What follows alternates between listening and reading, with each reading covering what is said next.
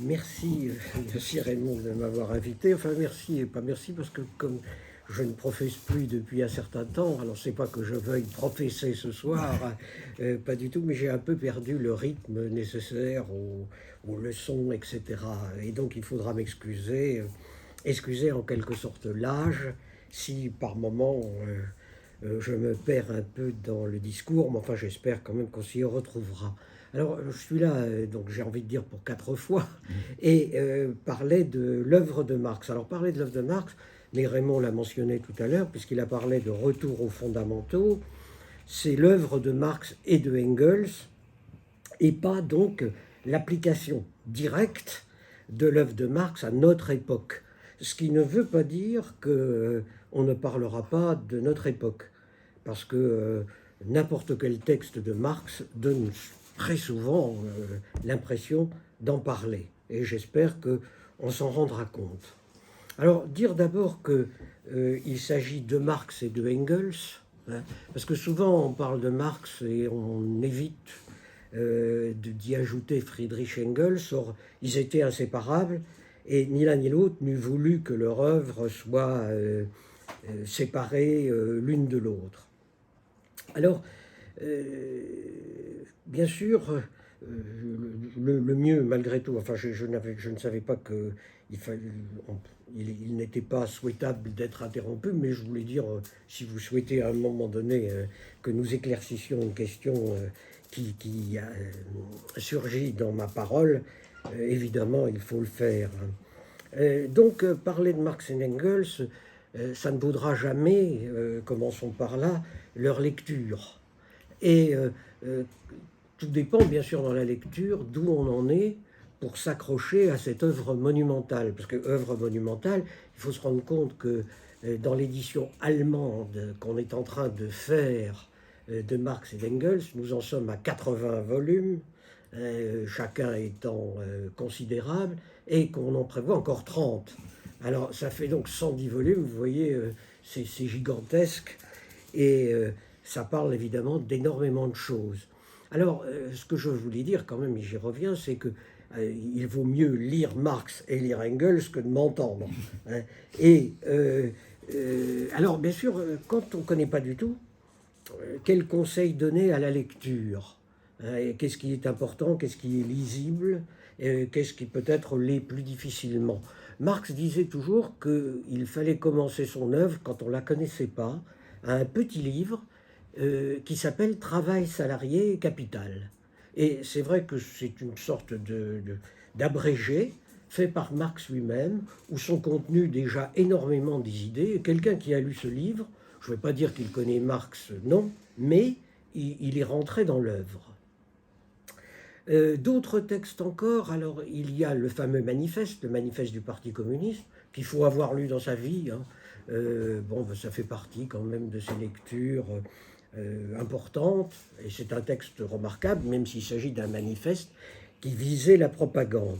Je me permettrai aussi un conseil de lecture au départ, c'est de lire un texte extraordinaire de Marx, hein, qui est le 18 Brumaire de Louis Bonaparte.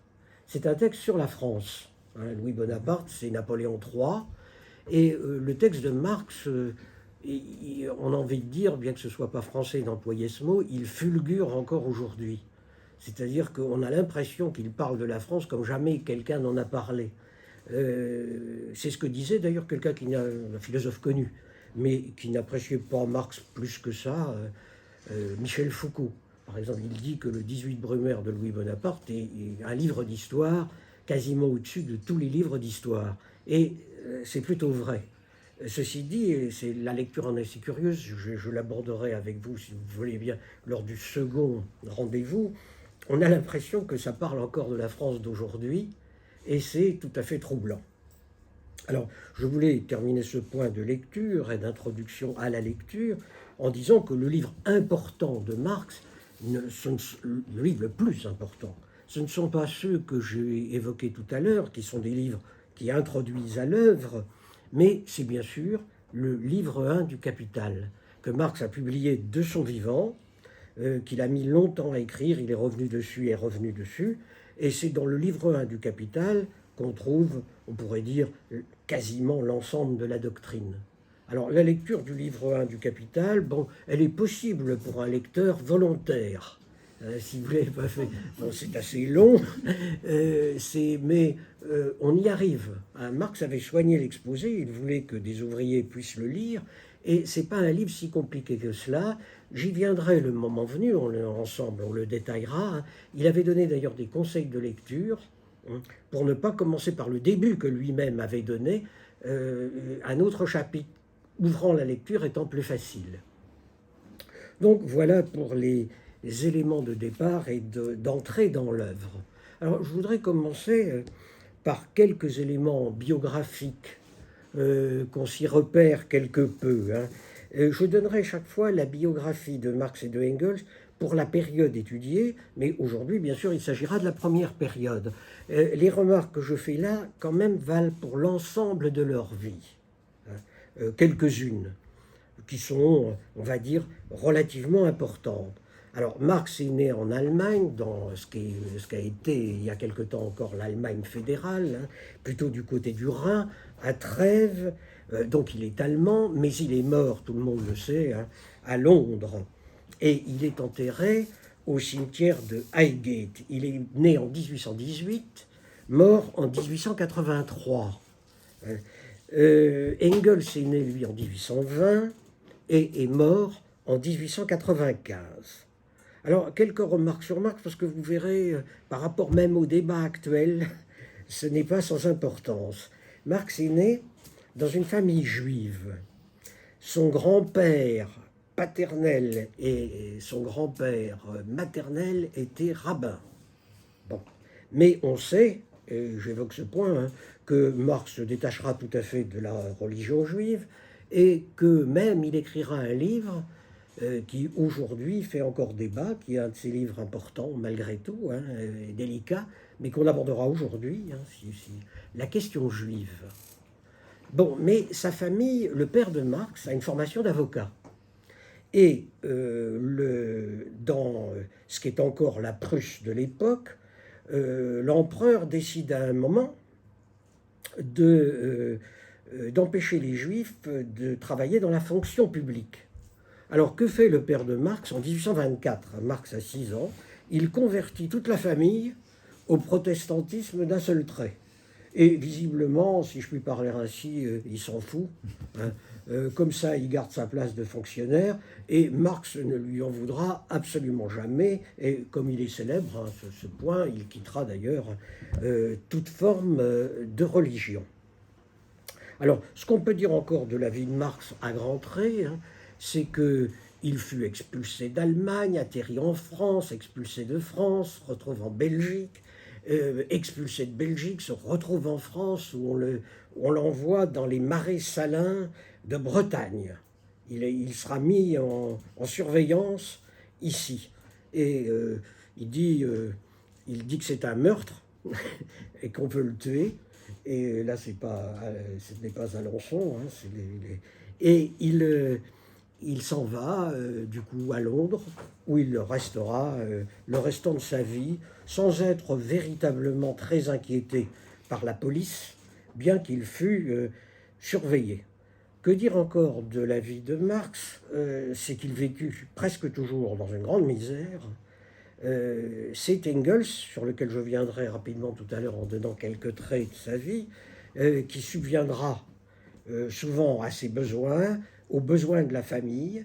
Et puis Marx avait des enfants qui jouaient dans la maison le jour, hein, dans un petit 2 pièces à Londres, ce qui fait qu'il écrivait la nuit, et que plus tard, ces nuits à travailler lui ont ruiné la santé, et qu'à partir de 1870, alors le livre 1 du Capital dont j'ai parlé tout à l'heure paraît en 1867. À partir de 1870, il est malade et travaille beaucoup moins. On dit qu'il n'avait pas travaillé. L'édition complète des écrits montre qu'il a quand même beaucoup plus bossé qu'on ne le pensait dans ces années 70-80. Mais en 1880, alors une remarque encore qu'il faut faire, hein, il n'avait, je vais parler comme ça, conservé que 3 filles. Parmi ses enfants, les garçons sont morts. jeune, la mortalité infantile à cette époque est extrêmement grande. Il en a été d'ailleurs extrêmement marqué. Il perd son épouse. Alors, un mot sur son épouse, parce que elle est un personnage extrêmement important. Alors, on pourrait rester des heures sur la question, hein. Mais c'est une noble Allemande, hein. Elle s'appelle Jenny von Westphalen.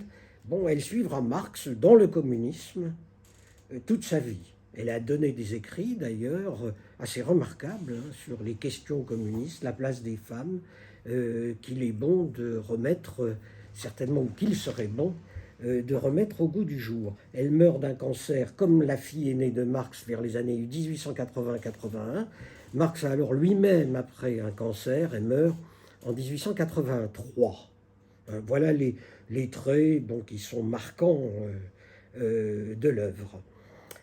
Juste encore une remarque, Marx eut le malheur, c'est lui qui le disait ainsi, hein, de marier deux de ses filles à des Français. Et il n'aimait pas les Français, bien qu'il parlât tout à fait bien le français, il n'aimait pas les Français, il les appelait toujours dans ses livres, ce n'est pas généreux pour nous, les crapauds. Il n'aimait pas, et alors il y avait un Français qu'il détestait par-dessus tout, mais ça il faudra que j'y vienne, c'est Proudhon. Mais on parlera peut-être un peu de Proudhon. Alors, un de ses gendres a été célèbre, judicieusement célèbre, hein. Ça se lit encore, il s'appelait Lafargue, oui. Et Lafargue a écrit un livre célèbre, voilà, que vous connaissez, Le droit à la paresse. L'autre neveu s'appelait Longuet, a écrit aussi un certain nombre de choses. Marx, ils étaient du côté de Bordeaux à l'origine, et Marx leur demandait toujours de leur envoyer dans ses lettres, une correspondance énorme, hein, de Marx, d'envoyer du vin. Marx pensait que le vin soignait toutes les maladies, mais c'était une idée, bien sûr, propre au XIXe siècle. Un mot de généralité, hein, sur Engels. Engels, il est né dans une famille bourgeoise du nord de l'Allemagne. On peut même dire très bourgeoise. À ce point est à mentionner, hein. Et il ne fait pas d'études parce que le lycée l'ennuie. Il se tire et ses parents ne savent pas quoi en faire, et puis le mettent dans l'entreprise parce que ce sont des propriétaires d'entreprise.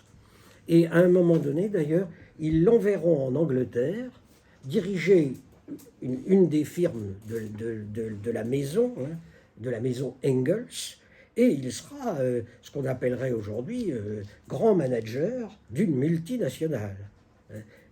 C'est tout à fait étonnant. Imaginez aujourd'hui quelqu'un du, je ne sais plus, c'est plus le MEDEF, excusez-moi, j'ai perdu le film, mais imaginez quelqu'un du grand patronat être aujourd'hui au Parti communiste, ça paraîtrait plus que singulier. Or, c'est tout à fait le cas d'Engels, qui fait partie de la bonne société de Manchester quand il s'y installe, mais sera militant jusqu'à sa mort. Et tous les gens du monde entier et des partis communistes du monde entier défileront à Londres, parce qu'il aura quitté Manchester chez Engels, pour prendre des directives et causer avec lui. Il travaillait à une question relative au parti, au communisme et à la théorie après sa journée de boulot. Et il parlait, écrivait 17 langues.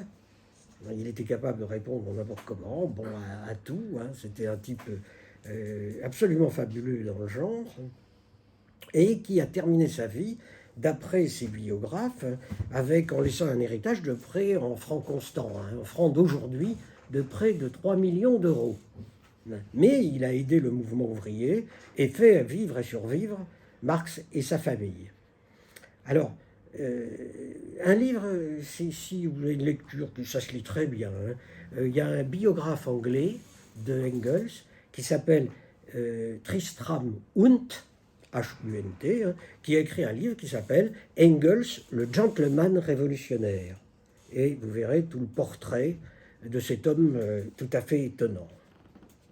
Alors la période que je voudrais voir avec vous aujourd'hui, elle va, on pourrait dire, de 1842-43 à 1849. Au fond, le premier Marx. Le premier Marx, C'est-à-dire, c'est quelqu'un, alors je partirai de Marx, mais parlerai un peu de Engels, qui a fait ses études de droit à Bonn et des études de philosophie à Berlin, et qui va faire un doctorat de philosophie.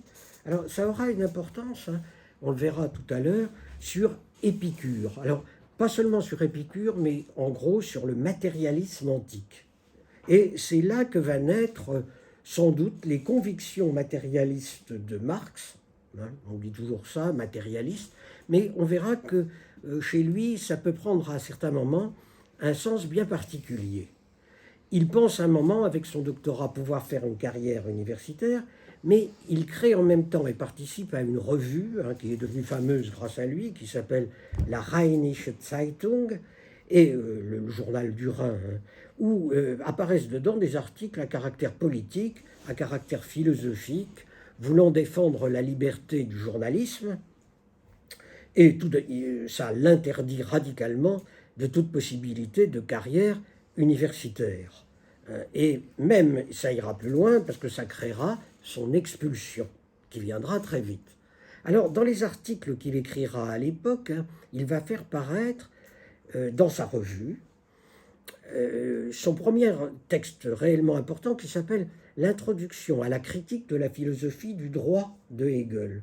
J'y reviendrai un peu, hein, j'essaierai de ne pas embêter trop avec les sources de Marx, mais on verra que ça pourra avoir une certaine importance, qu'il publiera, parce que le texte est devenu mondialement célèbre, c'est pour ça que j'en parlerai, hein, mais il publiera aussi à l'époque, texte que j'ai déjà évoqué, La question juive.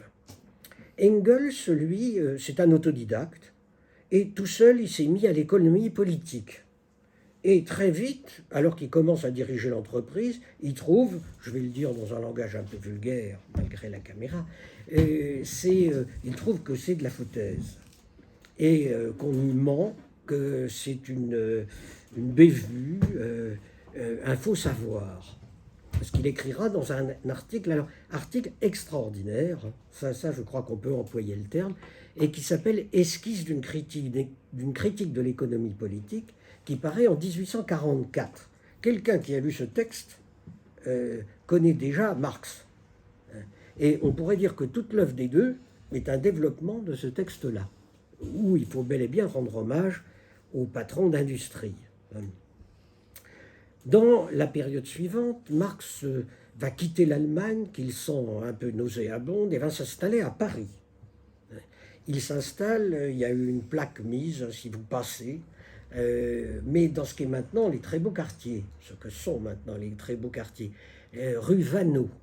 Mais à l'époque, ce n'est pas un quartier bourgeois. Il va s'installer là quelque temps, c'est là où il va rencontrer Proudhon, se convertir de plus en plus au socialisme et au communisme, et il va lire aussi quelqu'un qui l'a beaucoup marqué, hein, j'insisterai pas sur ce trait, mais c'est Fourier. Là, il va écrire des textes qui n'ont jamais été publiés, qui seront retrouvés dans ses tiroirs, et qui ne seront publiés qu'en 1932. Ce texte qui a été retrouvé dans son tiroir, là j'en parlerai aujourd'hui, enfin j'essaierai, hein, ça s'appelle les manuscrits de 1844, ou manuscrits parisiens. Alors il en manque des mots, hein, c'est un texte extraordinaire quand même aussi. Il faut penser que Marx à l'époque a 26 ans. Or c'est un texte prodigieusement génial. Mais bien sûr, comme tous les textes de Marx, hein, alors je vais vite parce qu'il faut se rendre compte, mais vous le savez, hein, que chacun des textes de Marx pourrait donner naissance à un séminaire qui dure toute l'année. Hein. Donc nous, on passera vite, hein, mais c'est des textes qui regorgent de choses assez étonnantes, et on peut même dire, je crois, comme j'ai dit tout à l'heure, prodigieuses. Engels va écrire, non pas un deuxième article, mais carrément un livre, alors, où il dira, j'y viendrai un peu tout à l'heure, qui vient de ce qu'il faisait après son travail dans les débuts. C'est visiter les conditions de vie des ouvriers de Manchester. Le livre, qui s'appelle Situation de la classe laborieuse en Angleterre, est un grand livre. On pourrait même dire, sans trop exagérer, que c'est le premier grand livre de sociologie. Il fait la sociologie des ouvriers de l'époque, livre facile à lire, hein, qui est l'état des lieux d'un moment. et qui inspirera beaucoup Marx. Ils se rencontrent tous les deux justement cette année 1844 parce que Engels passe à Paris et ils sympathisent. Et ils se retrouveront à la fin de l'année pour décider d'écrire un livre qui paraîtra l'année suivante et qui s'appelle La Sainte Famille. Je reviendrai sur la Sainte Famille un peu, mais livre écrit à deux, et ils en ont fait plusieurs comme ça. Engels reviendra chercher Marx à Paris, et de là, je crois que c'est de là, sans qu'il soit repassé par l'Allemagne, ils partiront en Angleterre faire un voyage où Engels servira de guide à Marx, et là, ils en tireront un livre qu'ils écriront à deux, livre qui est pour beaucoup le début de ce qu'ils appellent le vrai marxisme, ou de ce qu'on appelle le vrai marxisme, après tout c'est pas un il, et qui s'appelle l'idéologie allemande. Alors l'idéologie allemande, c'est un gros livre écrit à deux, qu'ils n'ont pas publié, parce qu'ils n'avaient pas trouvé d'éditeur. Marx l'a foutu dans le placard, et puis il a trimballé régulièrement comme ça, jusqu'à ce que le mot est devenu célèbre dans le mouvement ouvrier, à l'époque où Marx et Engels y étaient très célèbres, c'est que les souris en ont mangé un bout. Et les souris ont mangé un bout de l'idéologie allemande, et Marx a écrit un passage où il dit « L'idéologie allemande a été soumise à la critique rongeuse des souris ». Et donc il en manque, mais bon. Là, vous voyez, dans l'édition de Marx, c'est encore un débat. La personne qui a édité Marx dans la Pléiade, la célèbre collection Gallimard, la Pléiade, qui fait 4 volumes, où il n'y a pas tout Marx, mais grand savant marxien ou marxiste, a prétendu diviser alors qu'il ne reste qu'un manuscrit de Engels. Engels a réécrit tout le texte à la main. On ne sait pas ce que Marx et Engels, l'un ou l'autre, ont écrit. Et lui a dit, ça c'est Marx, ça c'est Engels. Ce qui fait que dans l'édition de la Pléiade, il manque dans l'idéologie allemande ce que l'éditeur attribue à Engels. Or, bien sûr, c'était impossible, ça n'a pas de sens. Mais ce livre va marquer un changement. Alors, c'est là où, après avoir présenté grossièrement cette biographie un peu bibliographique, dire un point sur l'interprétation de Marx, sa lecture. On peut dire, il faut remarquer deux choses avant de s'engager plus avant dans les textes. C'est que Marx est un auteur, c'est pas un auteur comme un autre. Alors là, je vais le raconter autour d'une anecdote. Il y a un certain temps maintenant, il y a assez longtemps, je faisais une espèce de conférence, on va dire, à la Sorbonne, et tout d'un coup, dans la conférence sur la technique chez Marx, on aura l'occasion d'y revenir, et il y a un Mexicain qui est rentré. Bon, il n'y avait pas de mal à ça, sa voix, ça ne me gênait pas, il était sympathique, le Mexicain. Et juste au moment où je citais une lettre de Marx à Engels, où Marx raconte que quand il écrivait le Capital, il allait le soir suivre des cours de technologie. Mais il dit à Engels, tu sais, je rame, j'y comprends que dalle. Vous voyez, si on traduit l'allemand, c'était à peu près ce langage-là. C'est vraiment dur pour moi. Alors le Mexicain m'interrompt, dit, monsieur, vous racontez absolument n'importe quoi. Ah, je dis, bon, je l'ai pas mal pris, pas du tout. Et il me dit, est-ce que vous pensez possible que Marx ne comprenne rien à la technologie? C'est absolument impossible. Marx a tout compris. Donc, vous ne pouvez que raconter des bêtises. Bon, il venait d'un pays où les rapports de classe ont, si je puis dire, un sens. Mais, vous voyez, il y a parfois, par rapport à Marx, une formidable puissance, je ne sais pas s'il faut l'appeler dogmatique, mais qui peut être absolument terrible. Vous pouvez être pris à partie très violemment sur n'importe quel passage, ça m'est arrivé plus d'une fois et dans divers lieux. Donc, alors, on s'efforcera, je dis la chose, je m'efforcerai à une lecture que je vais appeler non dogmatique, ce qui est peut-être prétentieux de ma part, parce que c'est pas sûr. Mais enfin, voilà, des fois, il y a des gens extrêmement raides avec la lecture de Marx. Alors, la deuxième chose que je voulais souligner, c'est que on a l'habitude, souvent, et cette division est intéressante, celui qui l'a le plus promulgué, je vais le citer ici, c'est un marxiste, célèbre pour d'autres raisons que Marx, célèbre parce qu'il a étranglé sa femme. Bon, c'est pas une chose à faire, hein, c'est pas, bien sûr, ça ne se fait pas. C'est Louis Althusser, et qui disait qu'au fond, il y avait une coupure dans Marx. C'est-à-dire, avant l'idéologie allemande, où je suis allé tout à l'heure, et après, c'est plus le même Marx. Le jeune Marx, c'est plutôt de la philosophie. Le Marx d'après 1845, jusqu'au vieux Marx, c'est plutôt de la science. Alors, il faudrait ajouter de la science économique, mais ajouter d'entrée de jeu de la critique de la science économique. Et c'est vrai que après 1845, on a, vous savez, Marx, quand il faisait énormément de lectures, enfin ce qu'avait lu Marx, c'est inimaginable, hein, il faisait énormément de lectures, il faisait des carnets de lecture, c'est-à-dire qu'il recopiait des passages de ses lectures. Et on a énormément des carnets de Marx, hein, dans l'édition allemande, et c'est vrai qu'après 1845, c'est un homme qui ne lit plus de philosophie. Il relira, alors je suis obligé de le mentionner parce que ça aura une importance, par hasard, il y a quelqu'un qui est passé chez lui et qui a laissé l'encyclopédie de Hegel, qu'il avait lu jeune. Et il reprendra le bouquin, et là, ça va influencer le Capital. Mais là, l'écriture du Capital. Et là, nous sommes en 1857. Alors, voilà les éléments de départ, hein. Nous n'en sommes qu'aux éléments de départ. Alors, rentrons, si vous le voulez bien, plus nettement dans la première œuvre. J'ai suivi plus ou moins les œuvres en essayant de dire, en me donnant pour but, voilà ce qui est essentiel dans ce truc, dans ce passage, et en essayant, en m'efforçant de l'énoncer clairement. Alors d'abord, les textes de jeunesse de Marx.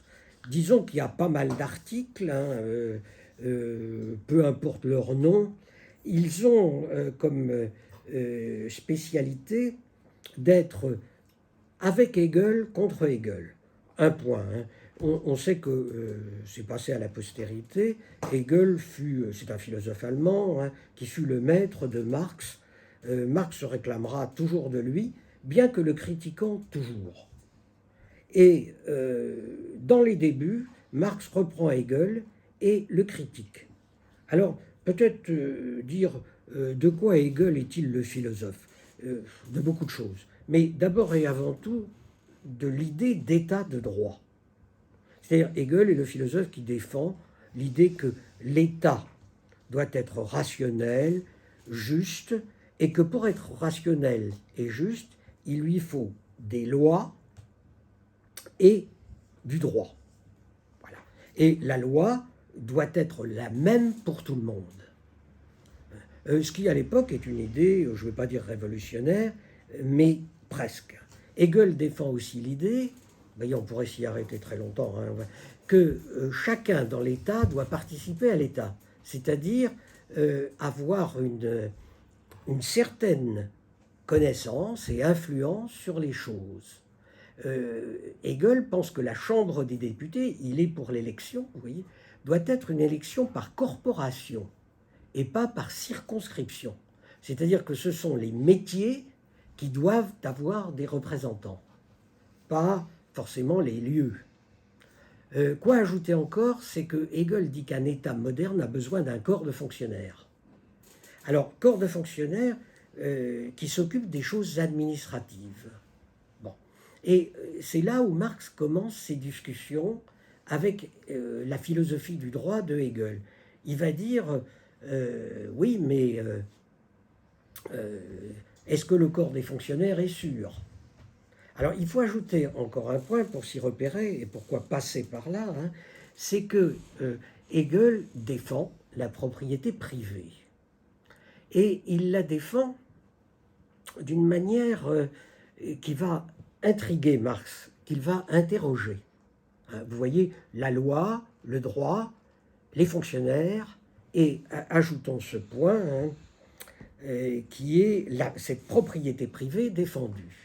Alors, je vais dire quelques mots quand même, hein, en essayant qu'on s'y reconnaisse. Vous voyez, Hegel dit que quelqu'un qui apprend le droit, on va dire n'importe qui, hein, vous et moi, petit, il l'apprend dans ce que Hegel appelle le droit abstrait. Alors, le droit abstrait, qu'est-ce que ça veut dire? Ça veut dire que quelqu'un qui est un peu fruste, nous à nos débuts, soyons larges avec nous, ou plutôt pas larges, hein, eh bien, il va dire attention, hein, ce truc-là, c'est à moi. Quelqu'un qui touche ce truc-là me touche aussi. Vous voyez d'ailleurs le parallèle que va faire Hegel, il s'esquisse dans ce que j'ai dit, entre l'enfant et la personne un peu fruste qui défend sa possession. Ce qui est à moi est moi.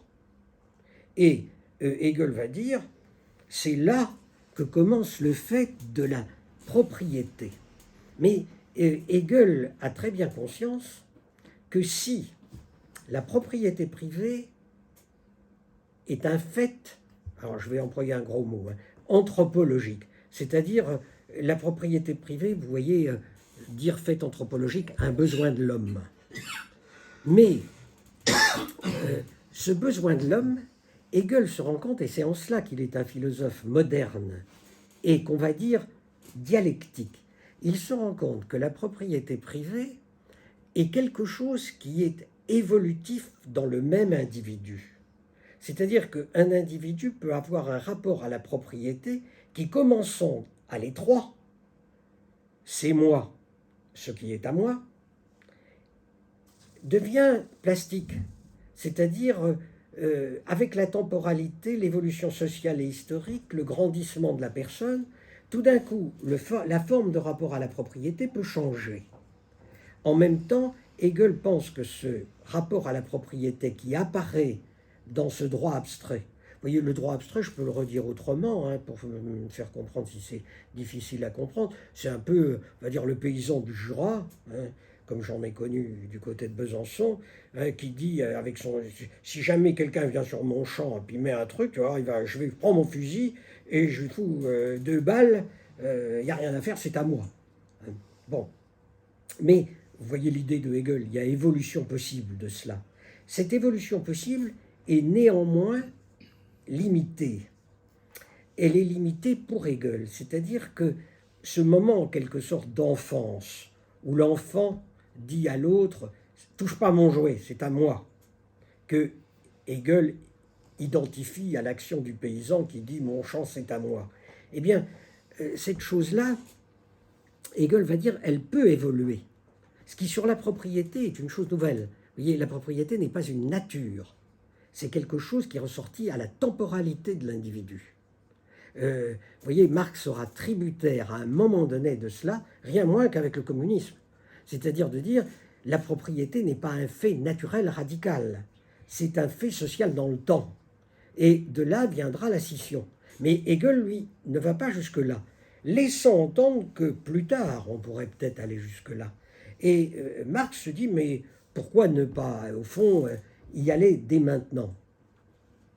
S'ajoute à cela qu'il va critiquer cette idée d'état rationnel avec la fixité rigide de la loi et du droit. Il va dire, jeune Marx, c'est bien qu'il y ait des lois et du droit, mais il y a des fois des cas de détresse où le respect de la loi devient quelque chose qui n'est pas si justifié philosophiquement. Il y a un moment où la loi face à la misère est quelque chose qui doit être remis en cause.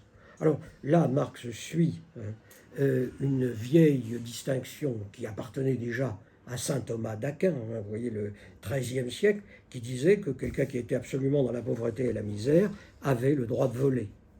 Bon. Mais vous voyez, Marx opère une sorte de déconstruction de Hegel, pour employer le terme déconstruction. C'est-à-dire, que veut dire déconstruction? C'est de dire, bon, il faut bien des lois, hein, et du droit, mais la rigidité absolue par rapport à la personne est extrêmement discutable. Et c'est là où Marx vient à l'idée de démocratie. La démocratie comme modification possible du droit à des moments divers, dans des cas divers. C'est-à-dire qu'on peut démocratiquement demander des changements à l'existence d'une loi et même à son fonctionnement quand ça gêne, empêche ou détruit un certain nombre d'individus. Et la discussion, vous voyez, va porter là-dessus. Est-ce que la propriété privée, on ne peut pas quand même, à partir de ce que dit Hegel, la mettre radicalement en question? Est-ce que des formes de démocratique dans la vie courante ne peuvent pas se substituer à la toute-puissance de l'État des fonctionnaires? S'ajoute un dernier point, et je quitterai ces textes, c'est que le fonctionnaire, et Marx dit, c'est un type, c'est plutôt des hommes à l'époque, c'est un homme à examen. Les fonctionnaires, c'est des gens qui sont contents d'avoir été reçus. Alors, ils sont tellement contents d'avoir été reçus qu'il y a ceux qui sont reçus, puis c'est que ceux qui ne sont pas reçus. Et Marx appelle ça le baptême franc-maçon. Le franc-maçon, c'est celui qui est reçu. C'est-à-dire, ils sont contents, ils ont été reçus à des examens, les autres ne les ont pas, ils sont donc supérieurs. Et Marx dit, c'est des connards, quoi. Voilà. Alors, il n'aimait pas les fonctionnaires, Marx. Hein. Plus tard, dans la fin de sa vie, il dira, c'est des crétins. Le mot y est crétinismus. Hein, et ça vient pour une part de là, donc la méfiance qu'il a à l'endroit de l'État. Bon, voilà les premiers textes. J'y ajoute encore un point. C'est qu'il défend énormément la liberté de la presse. Ça sera une chose qu'il fera toute sa vie, c'est-à-dire avoir une bonne presse est une condition sine qua non de la démocratie. C'est-à-dire que sans cela, ce n'est pas possible. Il participera toute sa vie à l'écriture dans des journaux. Beaucoup de ces textes, ils sont importants. Et il y a une défense du journalisme, mais d'un journalisme évidemment qu'il voulait non corrompu, qui est extrêmement importante dans ses premiers écrits et vers laquelle il restera toujours comme récrimination virulent. Voilà le départ de Marx. Nous y sommes. Il soutient sa thèse. Alors, sa thèse, un mot sur sa thèse. Elle a été publiée depuis. Marx se débrouille extrêmement bien. C'était un type phénoménal. Hein. Il se débrouille en grec. Il lit grec dans le texte. Hein. Comme ça, le grec ancien. Hein. Bon. Le latin aussi, ça ne lui pose pas de problème. Il écrira en français. Bon. Mais dans sa thèse, le matérialisme d'Épicure. Tout le monde a entendu parler d'Épicure. Hein. Tout est fait de choses matérielles. Il n'y a pas de principe spirituel à caractère divin, tout ça n'existe pas. Voilà. Marx se tiendra toute sa vie à cette idée-là, mais avec une particularité qui est assez importante. C'est que Épicure dit quel est le but de la vie. Alors je vais simplifier Épicure, mais on peut, hein, c'est le plaisir. Le reste, bon, tout le monde s'en fout en réalité. Bon, qu'est-ce que c'est que le plaisir? Pour Épicure, c'est important. C'est ce qui relève de la sensation. Ayez de bonnes sensations, comme dirait le footballeur aujourd'hui. Bon, mais voilà, c'est sentir matériellement. Hein. Mais Marx aura toujours un effet de démarcation par rapport à Épicure. Il suit, même quand il parle d'Épicure, il a tendance à suivre plus volontiers le penseur qu'il admirait le plus. Hein. Et quel est le penseur que Marx admirait le plus? C'était Aristote. Alors Aristote n'est pas du tout contre l'idée que le but de la vie est le plaisir. Mais Aristote est quelqu'un qui disait que le plaisir pris dans l'absolu n'existe pas. Montrez-moi le plaisir. Alors, vous voyez, le monde moderne a eu tendance d'ailleurs à raccourcir le mot plaisir, si on peut dire, vers le plaisir sexuel. Mais quand on dit j'ai du plaisir, bon, non. Aristote disait c'est l'activité qui est accompagnée de plaisir. C'est quand je suis actif à faire quelque chose que le plaisir vient en surplus. Personne ne peut chercher le plaisir pour lui-même, mais tout le monde peut entamer une activité qui lui fasse plaisir. Et c'est plutôt de ce côté-là que sera Marx, tout en restant du côté d'Épicure dans le matérialisme, ce qui n'était pas le cas tout à fait d'Aristote. Voilà. Mais l'idée que la vie est activité et doit être activité qui s'accompagne de plaisir parce que le plaisir vient de l'activité, c'est presque la définition du communisme chez Marx. Ce point est pour lui absolument capital. Bon, pas difficile à comprendre, mais important dans la continuité de l'œuvre. Alors, venons à un troisième texte qui paraît dans ces années-là, que j'ai mentionné tout à l'heure, hein, l'introduction à la critique de la philosophie du droit de Hegel. Juste deux éléments. Pourquoi parler de ce texte? Parce qu'on y trouve deux textes qui sont extrêmement célèbres. Je cite le premier. Je ne vais pas citer en entier, hein, mais je voulais mentionner qu'ils se trouvaient là, parce qu'ils sont devenus si célèbres qu'on ne connaît pas Marx si on ne sait pas les situer. Il faudrait, pour ne pas prendre trop de temps, parce que j'ai une tendance à imiter Fidel Castro quand je suis parti, donc pour ne pas prendre trop de temps, je ne les citerai pas en entier, hein, mais c'est sur la religion. Et c'est le fameux texte où il va dire, vous le savez, hein, elle est l'opium du peuple. Voilà. Alors, elle est l'opium du peuple, mais il faut bien mentionner qu'en général, d'abord, on n'interroge pas le texte. Hein. L'opium du peuple, ça veut dire que ça soulage la souffrance du peuple, même si ça l'empoisonne. Hein. Le terme opium est à interroger. Et il va dire que la religion, c'est l'encyclopédie du peuple qui n'est pas instruit. Alors, c'est une critique de la religion, bien sûr. Ah ben, vous voyez, il va dire qu'il faut l'abolir, hein. Mais il ne dit pas que la religion n'a eu qu'un mauvais côté. C'est plus compliqué que cela, hein. Mais il faudrait quand même que le peuple arrive à renoncer aux illusions créées par la religion. Ça, c'était la première phrase. Donc la religion est l'opium du peuple. Elle se situe là, hein, dans cette introduction. La seconde, elle a joué un rôle dans le mouvement ouvrier tellement important que je ne peux pas la citer. Ne pas la citer, pardon. Oui. Sans doute, je la cite vite, hein, l'arme de la critique ne peut remplacer la critique des armes. La puissance matérielle ne peut être abattue que par la puissance matérielle. Mais il ajoute, mais la théorie aussi, dès qu'elle s'empare des masses, devient une puissance matérielle. C'est-à-dire que, vous voyez, Marx dit que la révolution ne peut se faire que par les armes. La critique des armes, ça peut réussir, pas les armes de la critique. Bon. Et bien sûr, moi quand j'étais jeune, les débats là-dessus, bon, enfin ça n'a rien amené, hein. Mais il y en avait beaucoup. Et, je peux interrompre? Oui, bien sûr. Sur un point là, la critique, les armes de la critique deviennent une force matérielle quand elles s'emparent du peuple, c'est ça? Alors, là, je cite, hein, la théorie, dès qu'elle s'empare des masses, devient une puissance matérielle. C'est matérialiste, ça? Ah, Lénine, qui a lu ce texte, hein, aura ce mot dans Que faire, hein, sans théorie révolutionnaire, pas de pratique révolutionnaire. C'est clair. C'est la théorie qui s'empare des masses ou les masses qui s'emparent de la théorie?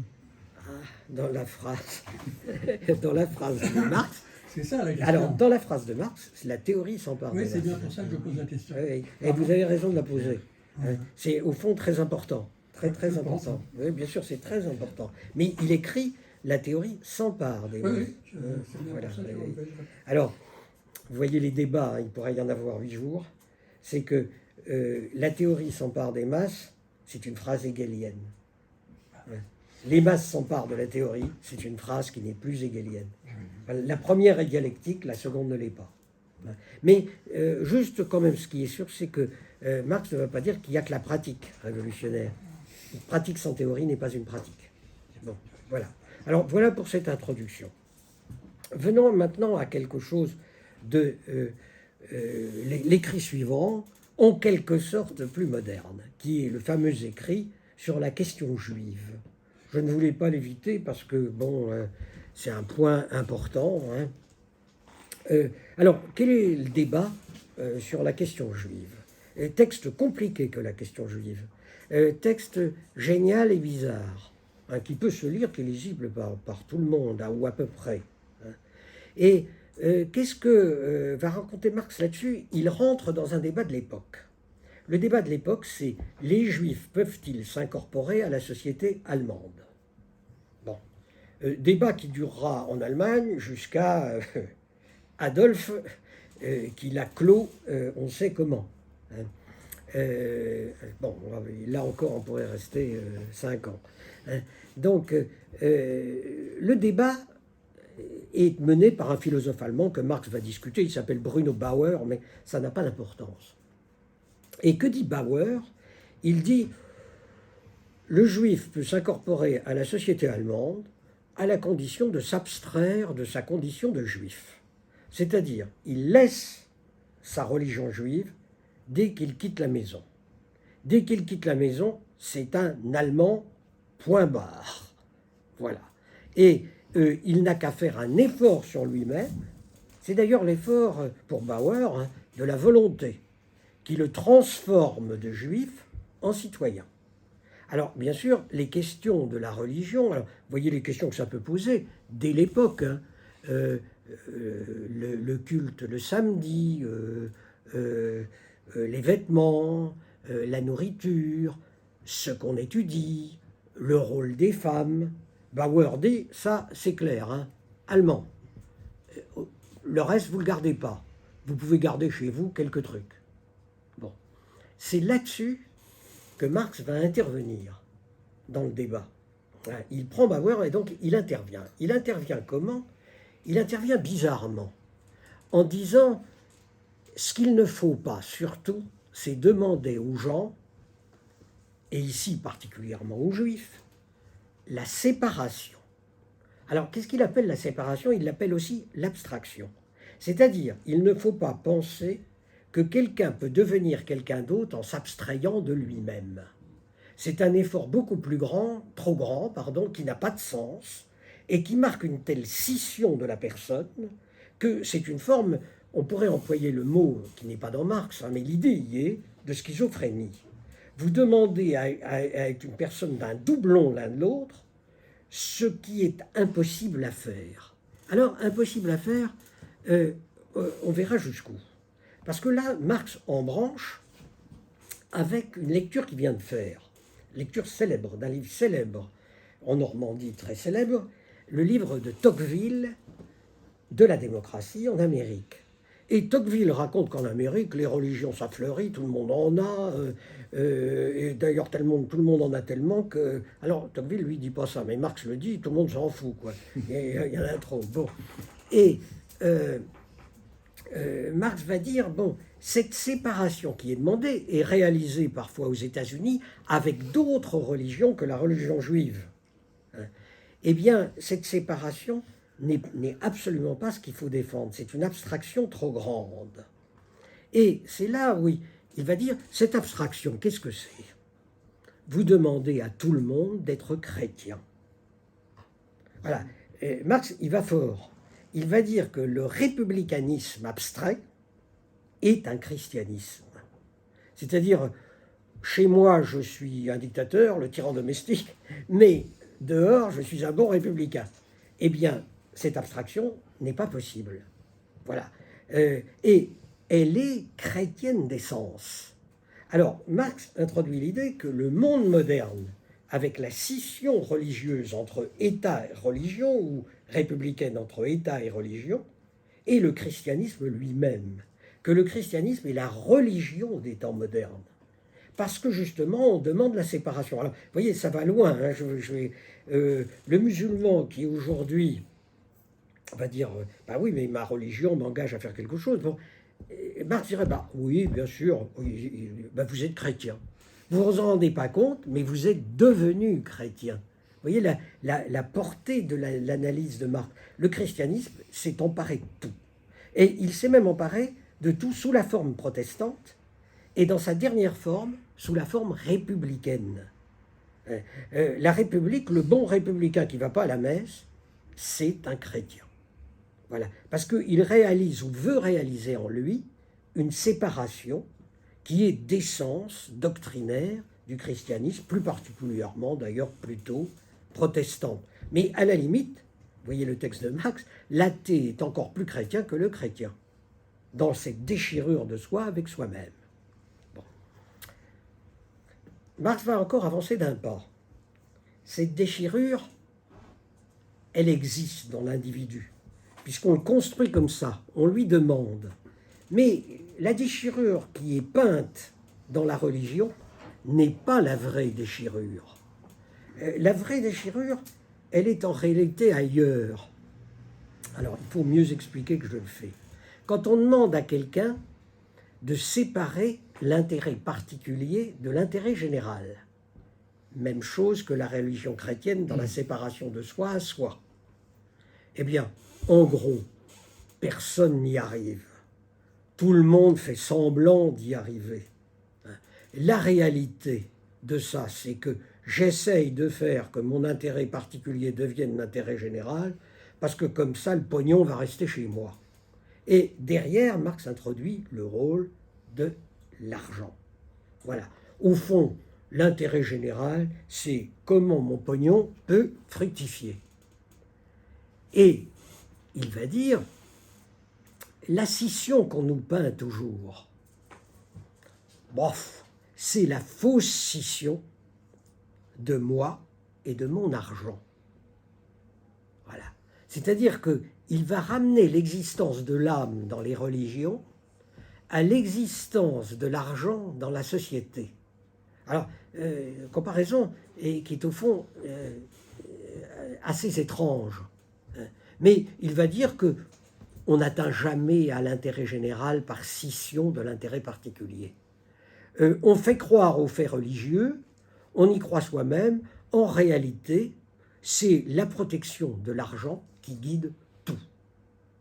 Bon, de là, il introduit le judaïsme. Et il y va net, hein. Il va dire, le judaïsme, c'est très simple, c'est la religion de l'argent. Alors, qu'est-ce qu'il vise par là? Il vise d'abord la reprise de l'idée de Luther, hein, mais c'est que les Juifs ont été les premiers en Europe à avoir introduit le prêt à intérêt. Luther glose là-dessus. Mais être juif pour Marx, c'est justement le moment où la séparation de soi avec soi n'est jamais que la révélation du lien de soi et de son argent. Bon, alors, expliquons autrement. Ce que Marx critique derrière tout ça, c'est l'achat de la dette d'État. C'est, si vous voulez, le vécu du capitaliste par la rente. Le fait que, je vais le dire encore autrement, quelqu'un qui veut faire travailler l'argent. Marx dit, l'argent ne travaille pas. C'est tout d'un coup la fiction qui se met à travailler. C'est l'âme qui se détache de moi, vous voyez, et qui fait fructifier mon argent sans que je bosse. Voilà, tout d'un coup, des petits anges font fructifier la banque, je ramasse le pognon, ou encore, il y a mes loyers, j'y vais à peine dans les appartements que je loue, hein, mais l'argent vient. C'est-à-dire, le travail de l'argent est une séparation d'avec soi. Alors, le travail de l'argent est une séparation d'avec soi. Je ne bosse pas. Qu'est-ce que veut dire Marx par là? Soyons plus précis. Travailler, c'est travailler la matière, d'une manière ou d'une autre. Même si c'est, on va le dire, la matière écrite. Là, il n'y a pas de travail. Le travail est une fiction. Et dans cet élément fictif apparaît la séparation de soi avec soi. C'est-à-dire que le monde de l'argent crée la fiction partout. Et travaille à ma place. Celui qui a réalisé ça, c'est celui qui, en quelque sorte, a gagné. Et c'est ça qui va déterminer la question juive. Qu'est-ce que le monde moderne? Un monde judéo-chrétien. Dans l'apparence, la séparation chrétienne. Dans la réalité, on retrouve dans la religion juive la même séparation, mais dans la réalité, elle manifeste la scission de soi-même avec son argent, qui se détache de moi, de sorte qu'il va travailler tout seul. Alors, est-ce que l'analyse vaut? Vous voyez, elle est compliquée. Hein, mais il y a l'idée qui est derrière Marx, vous voyez, que le monde de l'argent crée un monde fantomal, un monde fictif, qui est quelque chose qui est en dehors de l'individualité. Bon, alors, pour l'expliquer autrement, parce que l'idée est difficile, il citera très souvent Shakespeare. Vous voyez, l'argent transforme le vieux en jeune. L'argent vous donne tout sans faire rien. voyez, l'argent, c'est le faire semblant. Vous pouvez tout acheter. Bon, par exemple, acheter l'amour. Et il y a derrière la figure que Marx combattra toujours de la prostitution. C'est-à-dire, dès qu'on rentre dans le fictionnel sur le monde du travail, à ce moment-là s'opère quelque chose qui est le délire imaginaire des hommes et qui croient leur puissance comme la puissance de leur argent comme étant leur propre puissance, ce qui n'est pas vrai. Ce qui fait que le riche, en réalité, est aussi à côté de lui-même. C'est-à-dire, il croit que son argent peut tout. Il perd la tête. C'est une sorte de fou. Il est fou comme Sainte Thérèse, qui voit la Vierge. Vous voyez, comme les gens qui croient que l'ange Gabriel va venir ce soir. C'est la même fiction. Une fiction de puissance dématérialisée. Et là, juste une inspiration pour ceux qui ont travaillé un peu la philosophie, s'inspire à ce moment-là, hein, sans le nommer, mais d'un philosophe juif, Spinoza.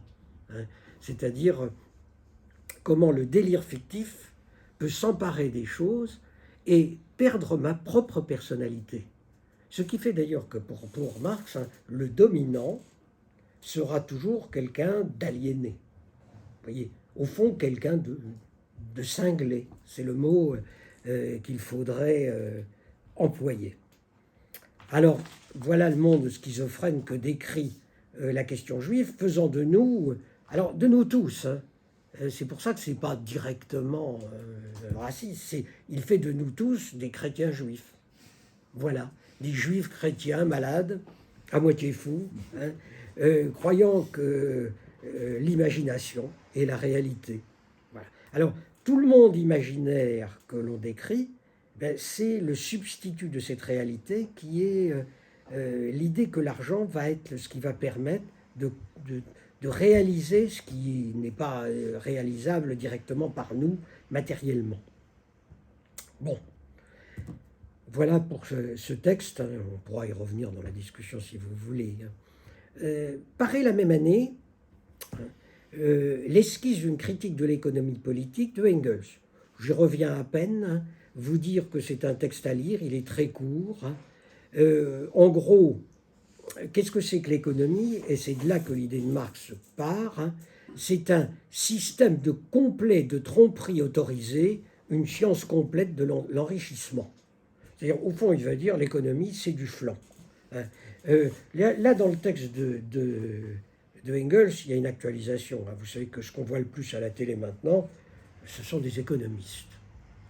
Or, que leur reproche Engels dans ce texte que va suivre Marx, eh bien, l'idée que c'est faire des individus des abstractions.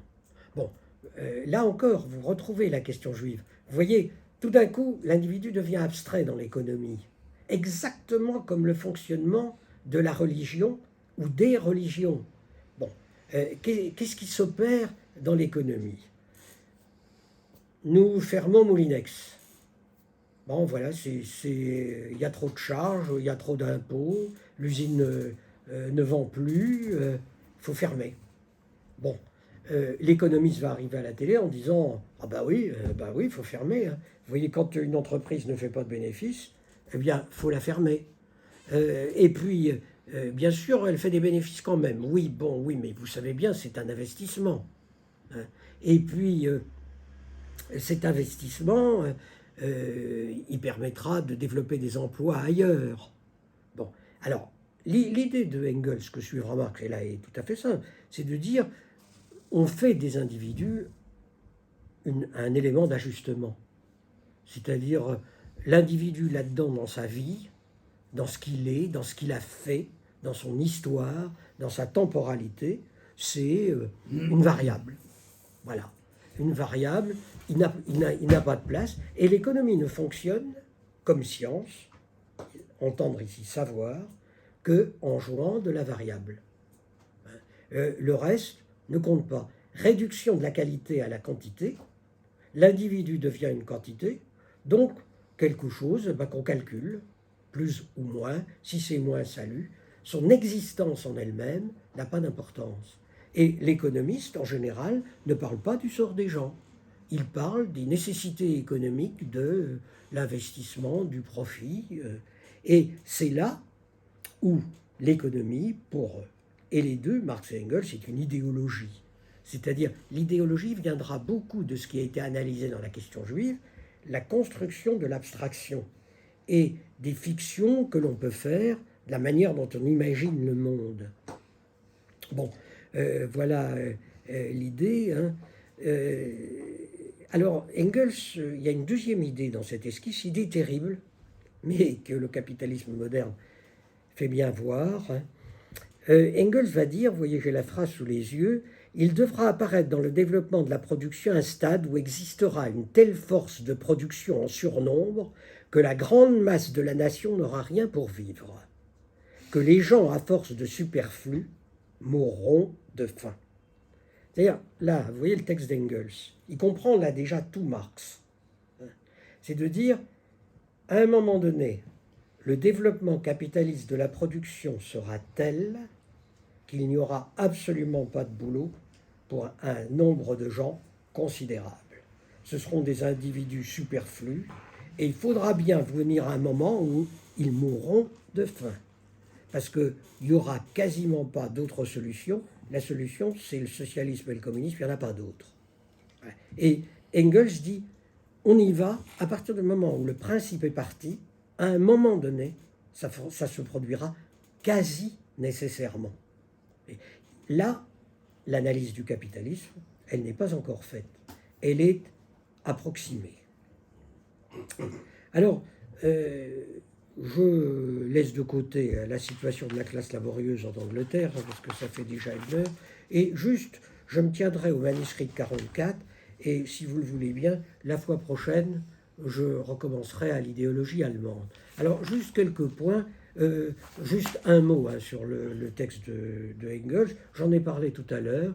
Beaucoup de gens disent que c'est un chef-d'œuvre. J'ai entendu un jour un professeur d'allemand extrêmement réactionnaire dire que c'était un grand livre. Alors, pour qu'il dise ça, c'est un bon facho. Hein. Il fallait vraiment que le livre soit un beau livre, ce qui est vrai.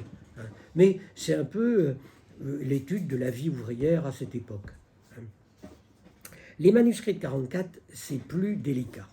Alors, je les ai réduits, et je vais terminer là-dessus, hein, à 5 idées.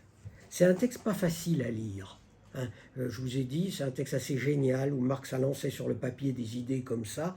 Et juste vous dire en quoi ça m'a paru important autour de 5 idées.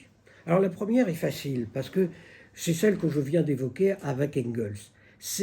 Marx parle de l'abstraction de l'économie politique.